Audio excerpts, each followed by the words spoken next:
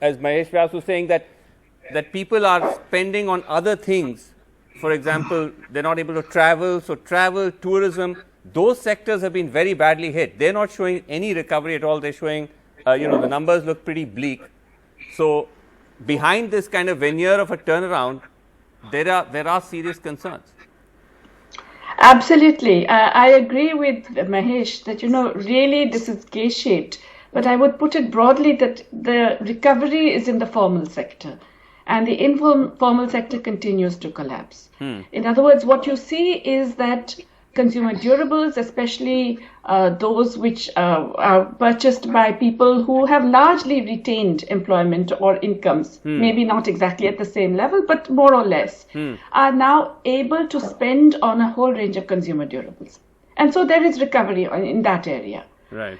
We don't have enough data on what is happening. We do know that micro and small enterprises are continuing to collapse at a very, very dramatic rate. We know that when people find employment, informal work, they're finding it often as a small fraction of the wages that they got earlier.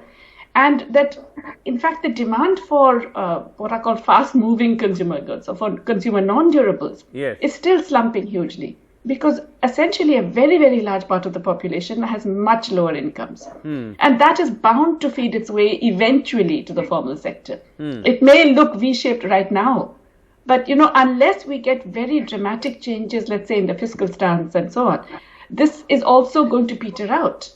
And you're going to find exactly what was happening to the economy before the pandemic struck, which is that the catastrophe of the informal sector was eventually making its way, it was being felt even in the formal sector. Right. Because that collapse of demand, you cannot really sustain that indefinitely. It's bound to hit even organized activities.